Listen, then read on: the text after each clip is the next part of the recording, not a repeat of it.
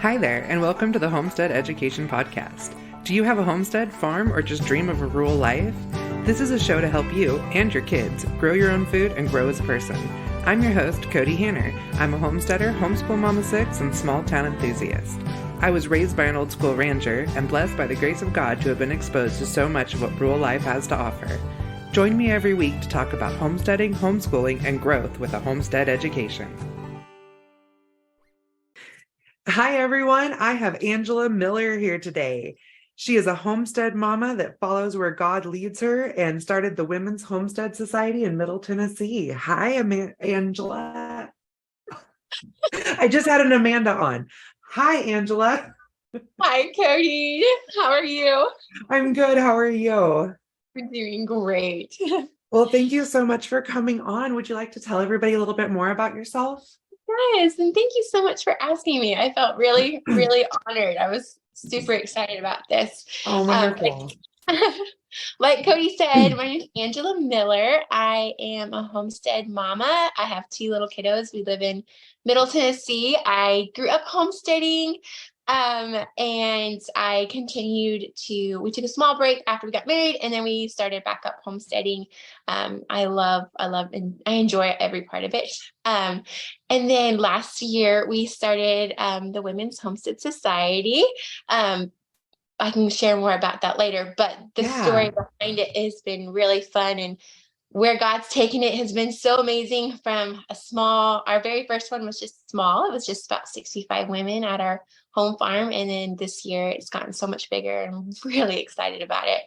Oh, that's wonderful. And that's actually kind of how I got connected in with Angela. Is she invited me to come out and be a vendor at her event. And I felt really honored to be invited to such an intimate event. I'm super excited that you're going to be there. I'm really excited.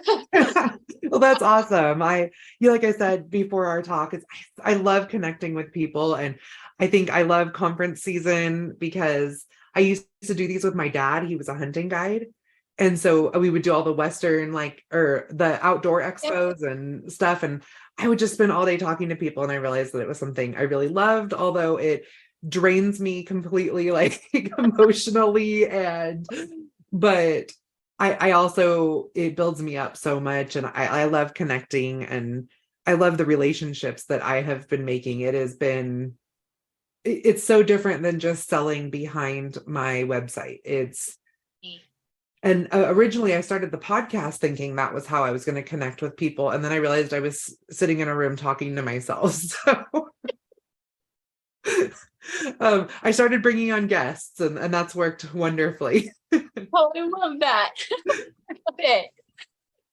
My husband said podcasting is the best job that for me possible because I get to just talk to myself. I love it. Yeah. He gives me a hard time, but I think he loves me. Oh, goodness. So you have a homestead in Tennessee, right? I do. So we have our 2 milk cows. We have a Guernsey and a Jersey. Yes, we love them so very much. And then we have the Jersey's baby that we're raising for our future meat. And then another heifer. We garden. We just got Katahdins recently, which has been a fun addition to our Katahdin? A Katahdin sheep. They're like hair sheep. So they're like a breed. They're not like dairy. They don't have wool. They have hair, and so they naturally shed. And so I don't have to, which is really good for our southern climate.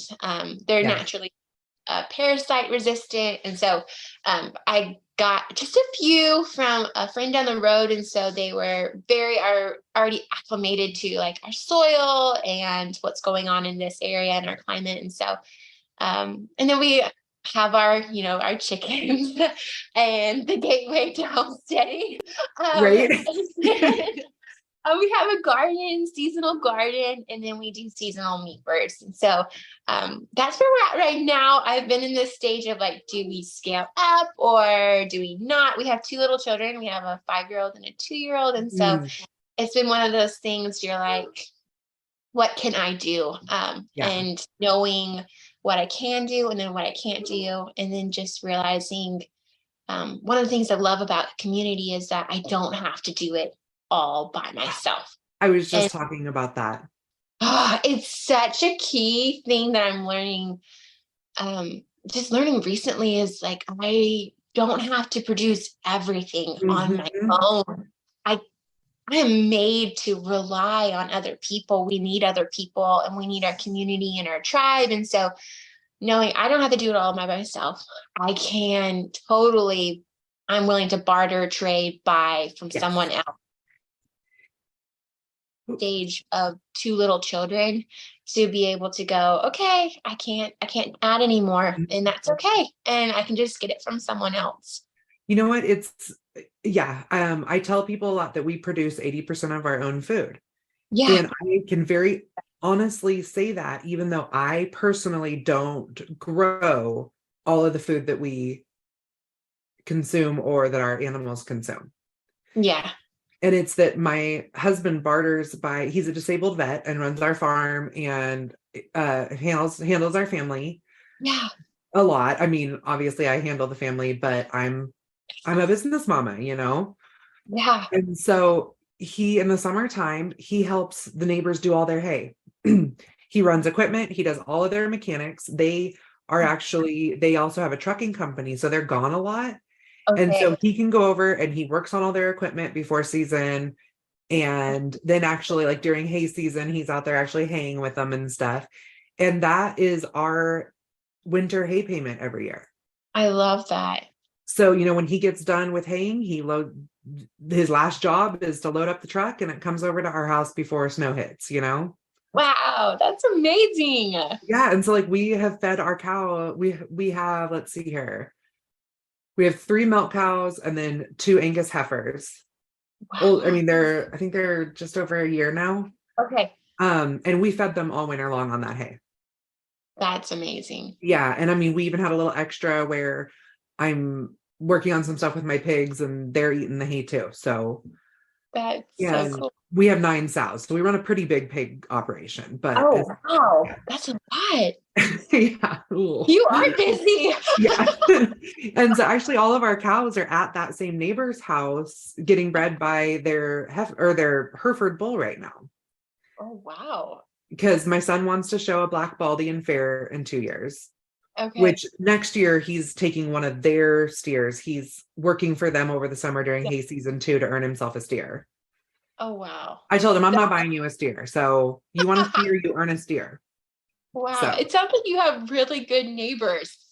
we do. And we live in a community. We are 27 miles from the closest town. Okay. So we definitely rely on community a lot up here. Probably about half of the people that live up here are Mennonite. Okay. And they're of course they're wonderful. Yeah. We work with them a lot. And then probably the other half is either homestead or off-grid minded people. We live Wow. and 40% of our community homeschools. Oh my goodness. That's amazing. Yeah. And that doesn't even count the Mennonite families that use their like church home hybrid Yeah, the type thing. schools. Yeah. So there's a co-op like all the time. Our local 4-H meetings are like in the middle of the day on Fridays. Wow. Sounds like you guys have amazing community where you're at. We really do. And so I'm really super blessed for that. But Yeah. so like I said, when I say that we produce 80% of our own food, if we don't personally grow it, I'm watching it grow or Yeah. I'm bartering for it. Yes. So like we even buy all of our grain here and I can watch, or not grain, flour. Yeah. Like literally the wheat field is right below me and I Oh my, watch it grow and then I buy the wheat from the grain mill. I am jealous. That is amazing. Yeah. And I buy frozen burritos when I'm writing books. So, it's all about balance. Balance. It's balance. When I was finishing my last book, my husband and teenage son were gone on a fire. And I had my they were 13 at the time. My 2 13-year-olds, my son was running the farm, cooking all the meals and handling the babies, Well, my daughter literally helped me finish the book because with my husband leaving on the fire, I got behind on the book and I had to be like, everybody's writing. So my daughter, I mean, she wrote the whole glossary, which if you own my book and you're missing the hunting unit, we will blame that on Savannah. Which I didn't notice till after we shipped out hundreds of books. So but if you caveat, if you go to any homeschool curriculum page, they have a submit and edit page, and this is why. But yeah, we had a really it was we were at the grocery store and I have this whole conveyor belt of frozen burritos and Pop Tarts and just and the small town, the cashier's like, aren't you the lady that writes all those books about teaching your kids? You're like, I said, yes, I am teaching my kids self-sufficiency right now, that they can cook all of the meals while I write a book. And because they are busy, the way they are cooking is with microwave burrito. I love it. I love it. But what, that same kid, he made pork carnitas out of our home raised pigs last night for dinner. So, balance, moderation. I So, love it. Oh, good. And like with this comes that that we are, I say you too, we are business minded women who have families and stuff. And so I love that you came up with this Women's Homestead Society. Do you want to give me a little bit of like that story? Yeah. So it actually started last year. It was like a big, long process that God just took me through. Last year we started the year of 2022. I was so excited. It was gonna be like the year of my homestead. I had so many like plans and dreams, and I was gonna totally like produce all of our food. And we got pregnant like in March, and so I was like super sick, and the same as you, like we were living off of frozen pizzas and like pick up Mexican food. Like it was like, that's the season we were in, and the homesteading just kind of took the back seat. And then in August of 2022, we found out that our baby actually passed away. We had a stillborn at 21 weeks, and it wasn't I'm so sorry for that. Thank you. It was harder than anything that I've ever walked through in my entire life. I can't even put it into words. It was like a part of me died. I'm not the same person as I was before. But I realized that, but let's hope that you grow from it. Yeah, absolutely. I know I have, and I know that even in the worst situations, the dark situations, God can take it and turn it into something beautiful. And from that tragedy, there was this realization, like, community is so important. Like we were chatting about before, like this is vital to who we are as people in every aspect of our life is community. And so when my son was 2 months early, and we were in the hospital 3 hours away, my kids were running the farm by themselves, and my community got together and here, hold on one sec. Sis, say hi. Hi. This is the gal that's doing the Women's Homestead Conference. So we will be seeing her in a week or so. See you soon. I had to text somebody for water. I've had these back-to-back calls, and so I love it. I love it. That might even be one of those little pieces I leave in because it's cute, but I love it. Anyways, when my son was 2 months early, the kids were running the farm by themselves, and our community 100% pitched in.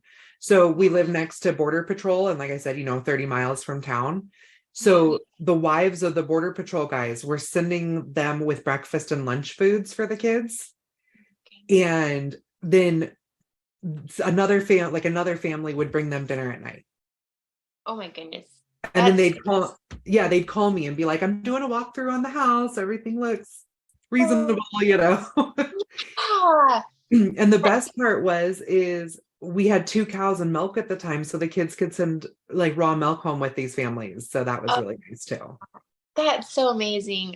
I'm so reminded of like, how animals, I think it's like elephants and like maybe Cape buffalo, when an animal is wounded or giving birth, how the other animals surround it, Hmm. keep it safe, and they don't let anything penetrate that circle because it keeps all the predators out and all What a those things. beautiful like analogy and I comparison. I see that like this community surrounds us in this time of um, hurt or grief or pain, Mhm. and it keeps us safe from maybe the predators, or it doesn't fix everything, but the community is what kind of helps us get through that time. And so um, that was a key vital Mhm. part in us being able to keep walking through our grief. And then in October, I realized I really want to have this gathering of Homestead women that we can connect. I love Instagram and social media, Mhm. but I love that face-to-face connection that we get with each other when we sit down, we share a meal. And so I reached out to Anne, a farm girl in the making, Oh and I was like, yeah. she lives not far from me. And so Oh fun.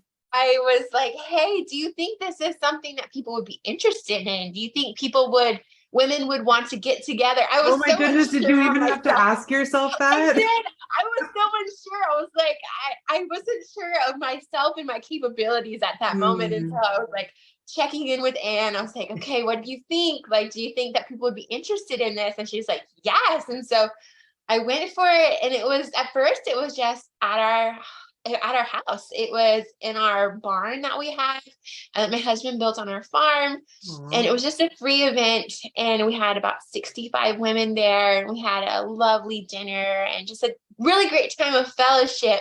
And we ended up having like a question and answer panel, and some of my friends were on there, and it was just really, really, really amazing. And I realized walking away from it, like, this is needed. Like, it confirms, like, So empowering. it confirms all my questions of like, is this something that I can offer people? And it was like, yes, this is needed and it's wanted. And Mhm. I want to be able to continue offering this because I love this. Like, I love getting to do this. And so um, we are throwing our second event, and it went crazy big compared to how it was, with just the 65 women. It was a free Uh-huh. event, and just the amazing sponsors that God has put in our path. And I Yes, can't I've wait seen to some of continue. those. Just so Yeah. proud of you. Oh, I really don't think it was me. I keep giving the glory to God, because it was like all of these people, like Homesteaders of America, Murray McMurray, Mhm. Jovial, And what's one name? thing I've always looked at in my relationship with God is, sometimes I work so hard towards the things that I do. I mean, Yeah, I earn every bit of it. And I had a pastor that I ended up later having to part ways with yeah. because yeah. But I remember I was a single mom going to college, and I worked so hard. I had these Yeah. infant twins. Wow. And I got my science degree in 3.5 years in agriculture. Oh So, I my mean, I goodness. was working at the farm. I'd have my kids in class with me. I mean, I would do Oh, whatever it took. I mean, yeah. I wouldn't take them to lectures, but they were at the farm with me a Yes. lot. Yeah. And I mean, I would pay other students to like come to the house, like, or I'd let them do their laundry there, and I'd cook them food and stuff just so I I could love like that. have breaks Yeah. and stuff, like to do Yeah. my homework. And I graduated with honors with a wonderful internship. And Give it up to you. well, thank you. And I'm not even trying to say it like that, but my Yeah. pastor goes, "Oh, praise Jesus." Mhm. And I just like, yes, I had the Lord with me the whole time for it, but I was a little bit like, I felt like the Lord gave me the strength to do it, but I Yeah. did it. And I didn't Yeah. want like a huge, like, I didn't know like I wanted a party thrown for me or that I wanted to take away the strength that I was given. Yes.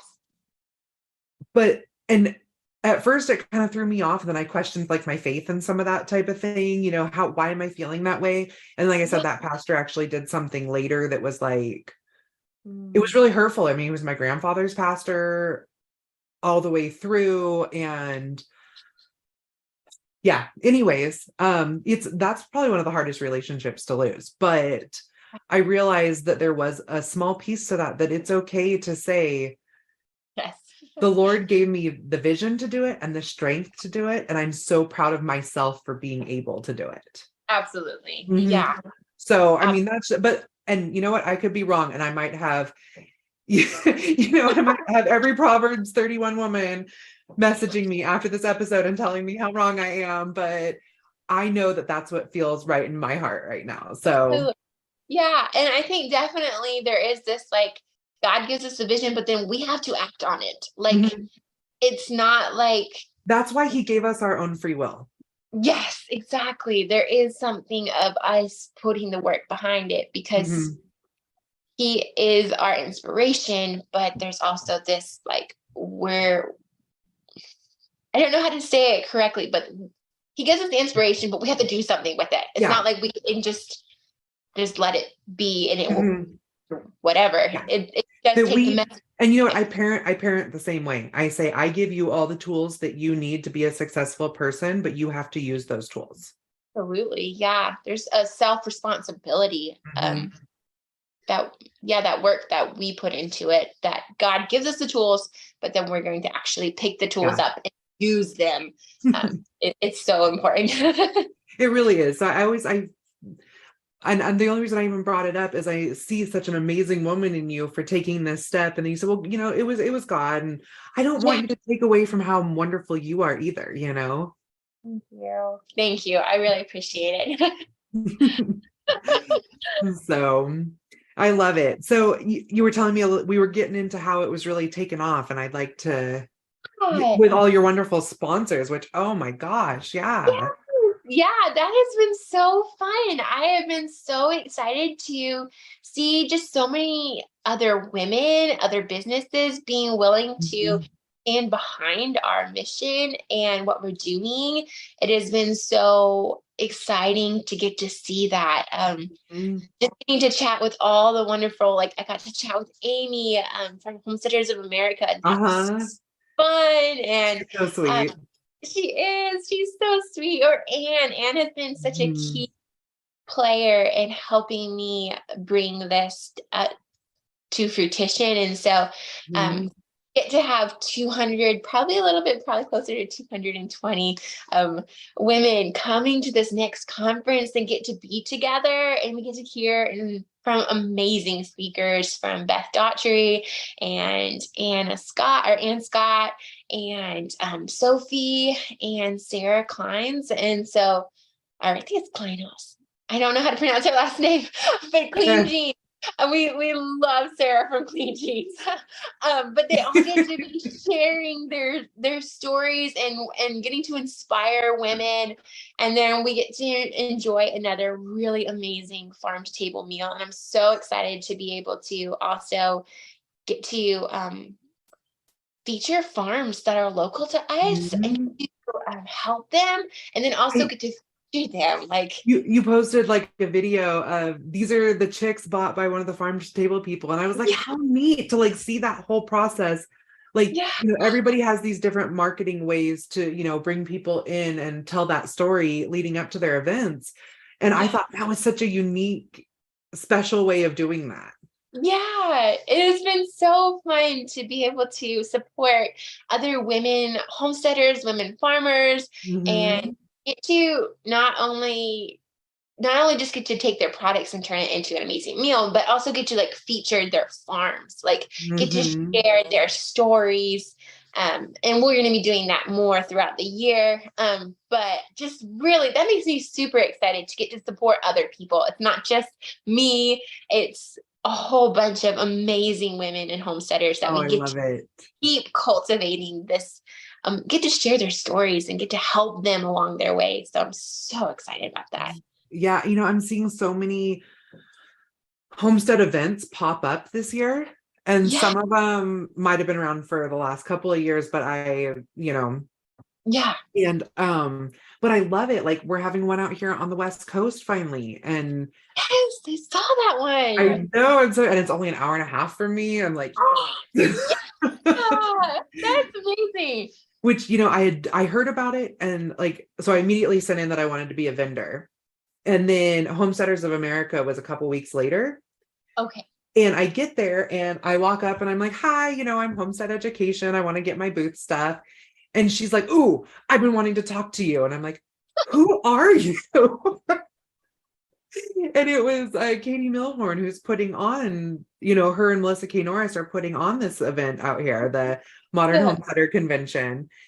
And I didn't recognize her, and I was like, oh, yeah. She's like, now you're coming to my event, right? And I'm like, what is going on right now? And she came over to my booth and was like, I've been talking to Melissa and we want you to come speak. And I was just like, so blessed and overwhelmed by it. But honestly, it's really given me the confidence that I kind of needed this year. Like, even though I've been doing this for a couple of years now, my big debut of my new product was HOA this last year. Okay.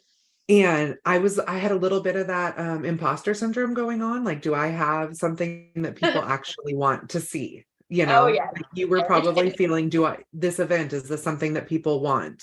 Yes. Oh And yeah. I mean, with your event, I can see it as somebody else saying, how can you even ask that? Because that, I mean, the homestead movement, the modern homestead movement it's widespread and people are excited and people want to know what it is and they want to be a part of it and they want to feel connected in it in a way that our society hasn't felt connected in probably 100 years. Mm-hmm. Yeah, I agree. And so I feel like you're giving back in a major way. And that's kind of, again, like I wasn't sure if what I had to offer was something that somebody wanted to see.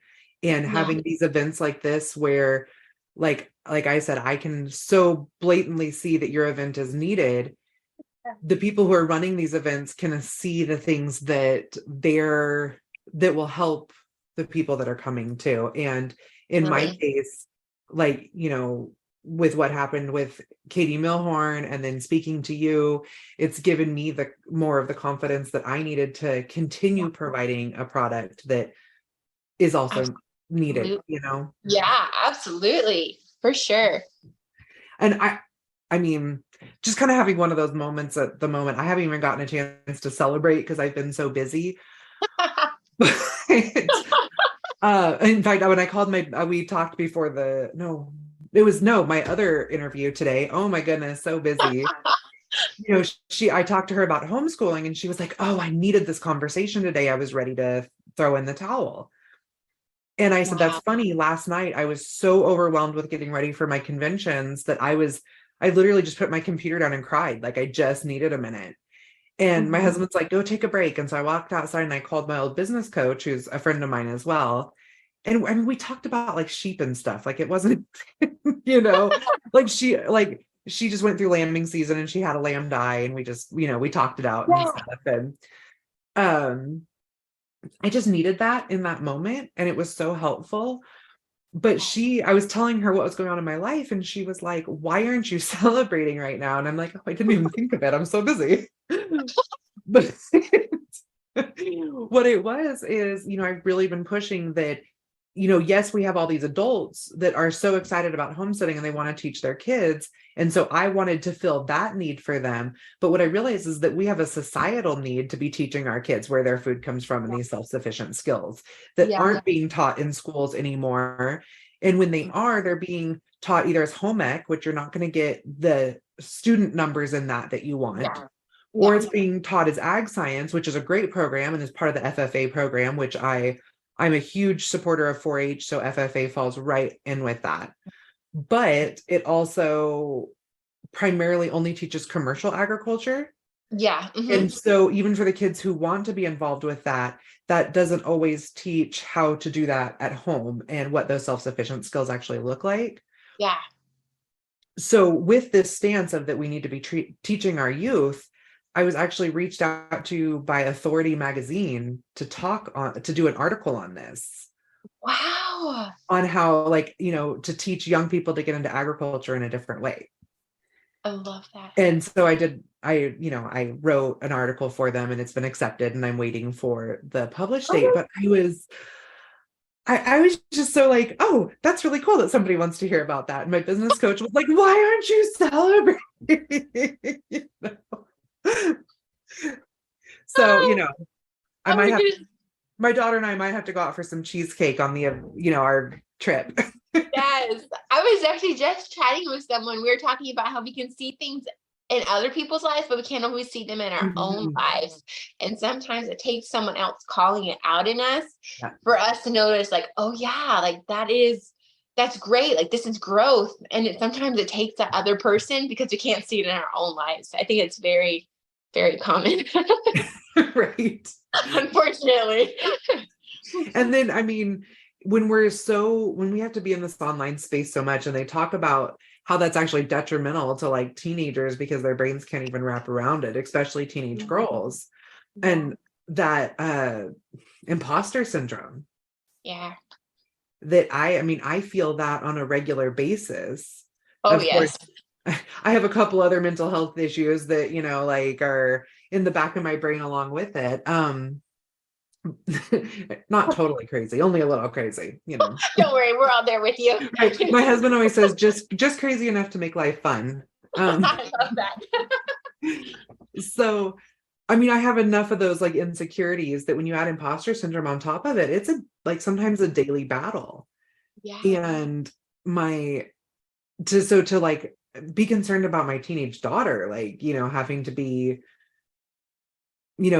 subjected to that online. I worry about it, but I also I don't shelter her completely from the online space because I want her to learn healthy boundaries while I'm still there to Mm, guide her. yeah, that is so important. That is You know, so I get important. I get a lot of side eyes because I also am not against my teenagers dating while they're in the house Yeah. because I want them to learn those healthy Yes. boundaries and stuff like Yeah. that. Well, I'm still here to have that great relationship with them or not make them feel like they have to hide it. Yeah. Yeah. I think that has a lot of wisdom in it. hmm and I'm not like, well, my 17-year-old, like keeping him reined in, like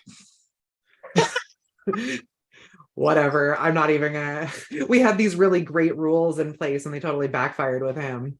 But for my twins, my 14-year-olds that are coming up behind him, I think that it's a really healthy rule. And it's that, yeah, you are allowed to date while you're in the house. And of course, you need to respect the person that you're dating and respect their boundaries. And, Yeah. we don't believe in premarital. But of Yeah. course, if that's something that, I'd rather you be honest with me and make sure you're healthy and those types of things. Um, but especially like my 17-year-old, like I said, trying to keep him reined in on that conversation. I'd rather him talk to me about it and we make sure that he's healthy rather than doing Yes. something Yeah. dumb, Yeah. Yeah. Yeah, Uh, absolutely. That is but the so, good thing about having a 5-year-old and 2-year-old. Like we're not there yet. I'm so glad we're not there yet. 5 and right. 2 seems like a Well, really easy age. I don't know. My 5-year-old spent all day long making a Valentine's Day card for a girl at co-op, even though they aren't even doing they didn't even do a Valentine's party. He wanted to make her a Valentine and he got money out of his piggy bank because he wanted to get her a bouquet of lollipops. Oh goodness. Yes. See, my little guy's still like, yeah, girls have cooties, and I'm cool with just playing with my buddies. Right. And when he even told, like, I was like, dude, he's like, well, I have my guy friends, and we do things that girls aren't allowed to be a part of. But this particular girl, she's really cute. So I mean, he did the whole like, and he gave her card and stuff right after the class I teach at co-op because, and then there's like a play time after that. So then he's running around with all the boys playing kickball, and she's sitting there with all the girls. And she's actually like a year and a half older than him. She's 7 and he's 5. So I mean, he's going for those older ladies. And she's sitting there with her card and all her lollipops, and she's digging through her bag, and I'm kind of watching her just to see. And she had a little packet of like chocolates, and she gathered up some chocolates for him and she made him a card and took it back. I was like, that's so cute. And it's so funny because I had just like her mom and I did like a local like swap sale thing together recently. And her and I were talking because, her oldest is the same age as my teenage daughter. Hey. And so we were just her teenage son. And so we were just talking about how we view dating. And she's an anti-dater. You don't date until, you're 18. And I Yeah. told her my philosophy on it. I said, because Yeah. for example, if my daughter came home and told me that she liked your oldest son, he is a good kid, I would support that. And I said, but, I wouldn't be like, oh, yeah, the two of you go hang out by yourselves, have fun. I'd be like, oh, do you want to text each Yeah. other? Do you want to sit next to him at Yeah. do you want to go to the homeschool prom with him? Like, I think that's adorable. Yeah. We do a homeschool prom here, so. I love that. That's so cute. But I'm also, I think there's the healthy boundaries with it and stuff. But Yeah. yeah, so our rule was you have to be 16, you have to have a job, you have to have a vehicle. And if you like, for the boys, if you're going to be paying for the dates, you're paying with that out of your own money. I'm not. Yeah. And so, my thought with that is it's going to make them have more respect for the girls they're dating because they have to work for their time with them. Absolutely. My son at 15 started working as an electrician's apprentice, making $35 an hour. Oh, wow. Yeah, that wasn't quite the plan. So, within a year, he bought himself this gorgeous, like 1986 lifted Chevy Scottsdale 4-wheel drive, like, mint paint job. And he's really good looking. And literally, I'm pretty sure he dated every girl in town in about 18 months. And I was like, well, that one didn't work out. Oh, So, goodness. he's dating a really nice girl right now. He's dated a couple of really nice ones for long Oh, periods of time that, like I said, we don't like pay for dates, but we've taken her like, oh, we're going, to the next town for the day. Does everybody want to come? We'll pay for lunch and a movie and. yeah. Oh, But, that's sweet. but he handles himself pretty much at this point. He's like, no, I don't need you guys to pay for the movies because I can afford it. I'm making 35 bucks an hour, Mom. I'm good. Like I never made that kind of money before I started my own business. I was like, I was doing good if I got $8 an hour. It's my daughter. She makes $10 an hour with her babysitting job. She nannies over the summer. She has for the last few years. So Fun. yeah. So yeah, that kind of backfired on me, but you do Hey, your best. yeah, at least he's still in your house. You can still have conversations. Like it's still, that's such an important key is keeping that open communication. At least that's what I'm learning. I still have like a 5-year-old and 2-year-old. So when it comes to teenagers, I have no idea. But even at the same stage as that Nobody 5-year-old, does. Nobody has any clue. no, like being able to have open communication and be like, okay, let's chat about everything. And I'm sure that's easier with a 5-year-old than a 17-year-old. But it is still amazing that you get to do that while he's still in your house and you get to still have that loving, open relationship with him. True. And we do have these conversations. There's conversations sometimes that he starts telling us stuff, but I'm like, oh, I didn't want to hear that. Like, nope. But then I'm like, you know what? He's talking to us and let's, so we're like, okay, well, he's actually gonna be 18 in 3 weeks. So we're like, okay, if that's what you're gonna do, this is the safest way to do that. And yeah, like I said, I'd rather him. And we went out of town when we went to the Homesteaders of America. We were gone for 3 weeks because we did a cross country trip with it.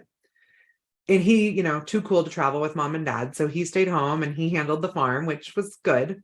yeah. We had one issue that big picture, so I mean, him and his buddies, they'd been hunting all day and they had a truck full of guns, which wasn't even the issue because we live in North Idaho, you live in Tennessee. I'm sure you get it. That's how it is back in the sticks in Middle Tennessee. So, so his buddy actually rolled the truck into the river. oh goodness. They came around a turn too fast. There was a deer in the road. Yep. He rolled the truck. Everybody was okay, thank goodness. A little beat up and stuff. They had to fish all the guns out of the river, and because we weren't home, they thought the best way to handle that would be to come to our house and clean all the guns on my brand new carpet. And then test them all off my back porch. So like, I don't care that they cleaned the guns on the carpet. We have all the supply, or in the house, like we have all the supplies here. We have a lot of space that they can put all the guns, and all these teenage boys can clean everything. I'm proud of them for knowing they needed to clean their equipment. Yes. But put a tarp down or a blanket or something. And then they tested all the guns off the back porch and left all the shells all over my patio. So I come home and I'm like, what in the world happened here? Like my whole living room smelled like, that like nasty river water. Oh, And then, yes. Then he tried to vacuum it. And so then my vacuum smelled like nasty river water. I'm like, it's a good thing you make $35 an hour because you are buying me a new vacuum.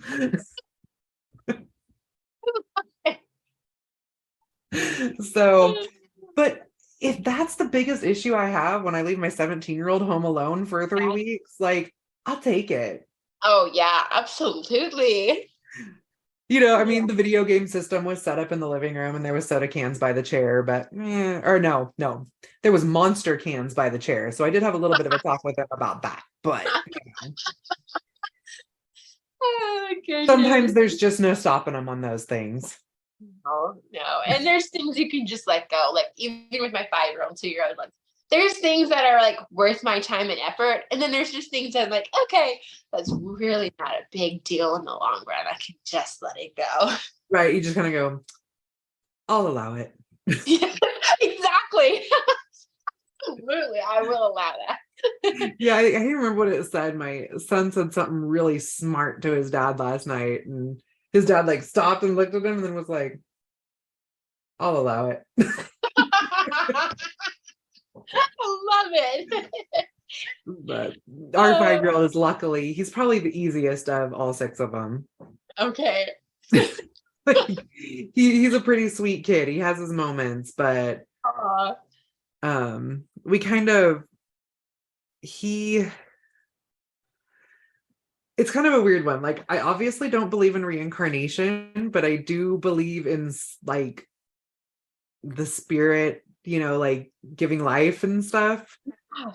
And unbeknownst to us, he was conceived in the same time period as my dad passing away. Okay. Like, I mean, within hours.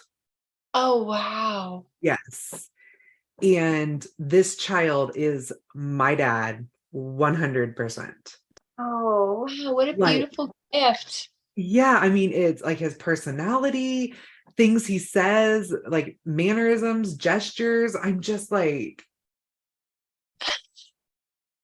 I don't know.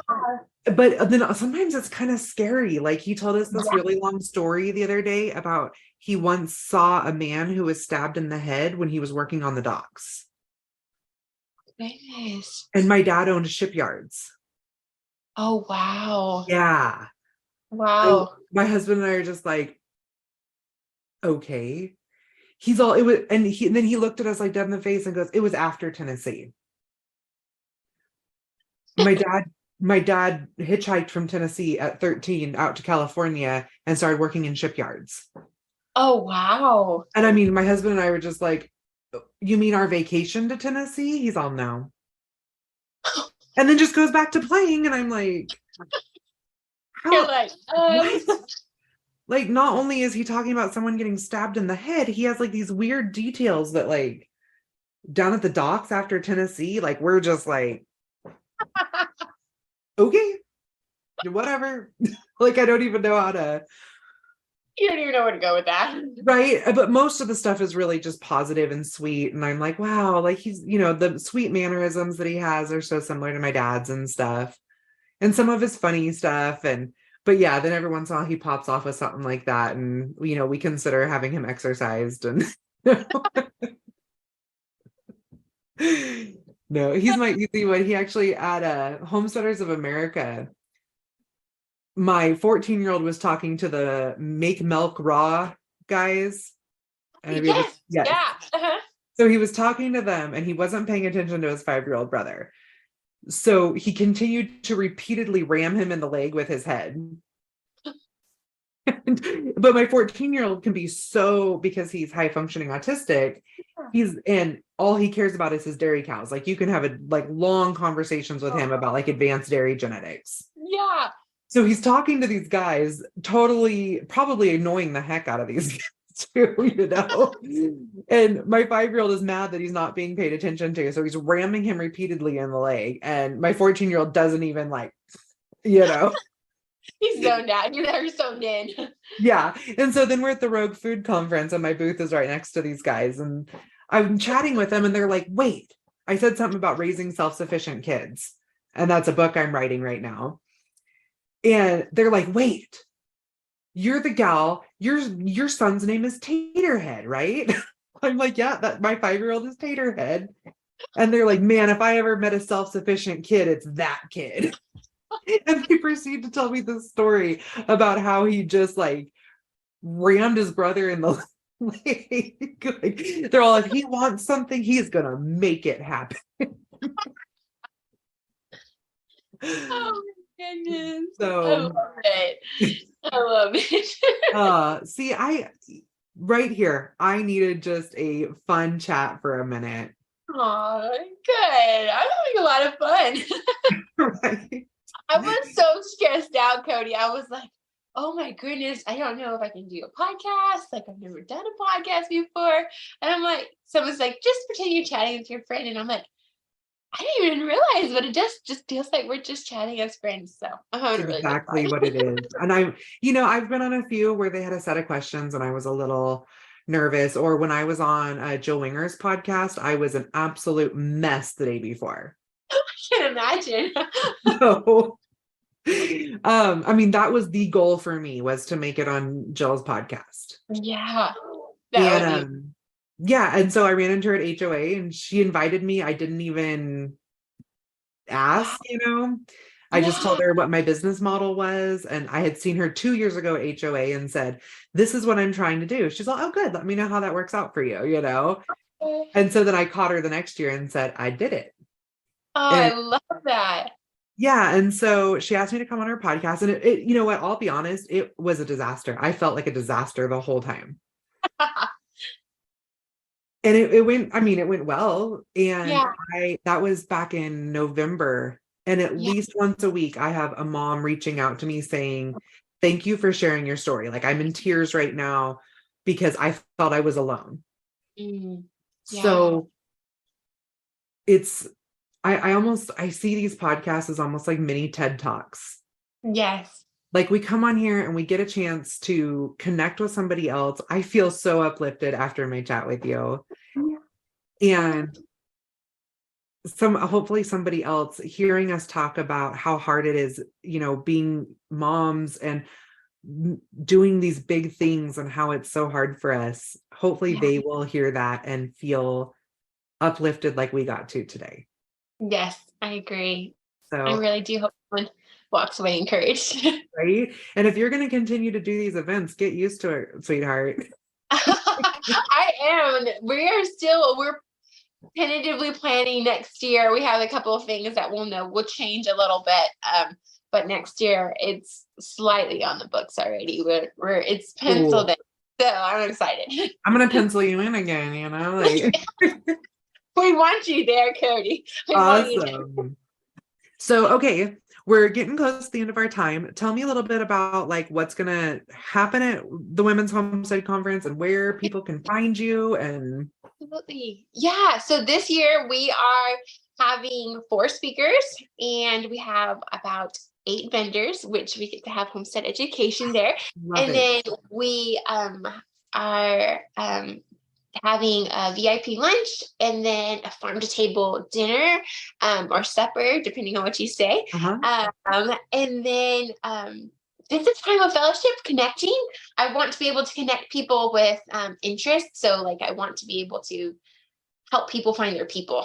And then, well, like I said, we'll hopefully be doing this every single year with littles. There's always that, like, I can't totally commit until, we get closer to time, but we are planning on doing this every single year. And there'll be smaller things throughout the year. Like we're getting ready to release a summit about prepping without fear. And so that will be, Ooh. keep a lookout for that. That'll be coming up in July. And Amy and Ann and Amber Miller and Annie Hartway and Beth will be sharing in that, and that'll be in July. And then I we'll might have to maybe, pick your brain a little bit. I haven't really like announced to anybody yet, but besides back end people, so maybe I should just go ahead and say it. I'm going to be yeah. doing a educating your children on the Homestead conference this year. Oh, I love that. And I'm going to be having I have speakers lined up that are both encouraging to homeschool moms and Yeah. then speakers that are coming on that have alternative homeschool curriculums. Okay. And so I might have to pick your brain on how to put together a summit a little bit. Yeah, I'm still learning. This is my very first one, and That's the luckily best time to learn from someone. I have some great mentors. So, but You we're do, doing yeah. that. And then we might do something later on this year, another smaller, intimate gathering where it will just be more a meal and kind of breaking bread together. I'm not sure about that. We'll kind of see how that plays out, but we'll be interviewing some mama homesteaders that will be up on our blog and on our social media page. And you can find us at Women's Homestead Society, or my name's Angela Miller. And so you can find me at the Miller Homestead on Instagram. So that's where you can find me.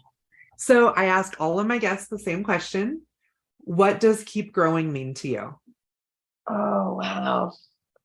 Well, that can be taken in so many different Right? ways, but I love that. I think for me personally, keep growing means like, don't just stop where you are. Allow yourself to keep being transformed into the complete person that you are created to be. Don't allow yourself to grow stale. We're supposed to be this, I'm trying to think of the right word, this growing, oh my word, the word is slipping my mind right now. Not stale and not stagnant, the opposite of that. And so that's what I'm trying to say. I can't remember the word. I'm not even sure. You know what? I got COVID and I lost like half my vocabulary. So, and I had to laugh because starting a podcast had been the goal for me. And I got COVID 2 months before I was planning on starting my podcast and literally lost half of my vocabulary. Like I couldn't even carry on a conversation like a reasonable human. Oh my goodness. And I'm like, how am I going to do this? My husband's like, well, script everything. And I was like, that feels dumb, which I ended up almost my whole first season was scripted because I had no vocabulary. Okay, I'm glad to know I'm not alone. I can't tell if it's just a mama brain fog or what exactly the brain fog is. If it's just like gonna stay here forever or what Okay, exactly. so the mama one goes away. Like I can attest to that because I've had 6 kids, including twins. Twin brain is horrific. I can imagine. And so, sorry. I about died there. So I have to clarify. I did not have 6 kids. 2 of my boys were from my husband's first marriage. But I tell my 17-year-old all the time that raising him hurts as bad as giving birth, so I get to claim him. I love it. I've been raising him since he was 8, so Yes, you can totally claim that one. That one's yours. yeah, he's mine. So yeah, I mean, it was bad enough to the point, like I take B12 supplements every day and do like word games on my phone. Oh, that's to smart. try to like work my brain. Yeah. Of course, all of the podcasts I do and the conversations I have at conventions have definitely helped, but I still have those moments where I just sit there and stare at my husband and go, I have no clue what I was trying to say, but yeah, let's do that. So your mom brain will come back, and Okay. you're probably also a little stressed with your event coming up. So we'll figure out what this word was supposed to be. And yeah, so, oh my gosh, I had such a good time. I mean, my cheeks are actually like hurting from. I'm like, I've been smiling, I think, the entire time. So Right. I'm gonna have to rub my cheeks for a little bit afterwards. So I hope you aren't nervous anymore. And I am so looking forward to seeing you next week. And like I said, I'd like to reach out a couple days before and see if we can't be of help to you in some way. Thank you. And I'm going to be airing this. I have this slated for tomorrow because I wanted it to air before your event so that people are watching you online and getting excited for next year. Oh, I know you're already, what's the big words? Sold out. We were sold out in 3 weeks. I was right? blown away. So let's make sure that everybody's tracking you for next year, and I will see you soon. Okay, see you, Kody. Thank you. Thank you.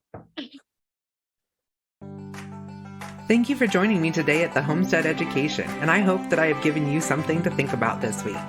To help others find me, please comment and leave a review on your favorite podcast player. You can also follow me on Facebook at the Homestead Education and Instagram at Homestead_education. Do you have questions that you would like answered or just want to say hi? Please email me at hello@thehomesteadeducation.com. Until next time, keep growing.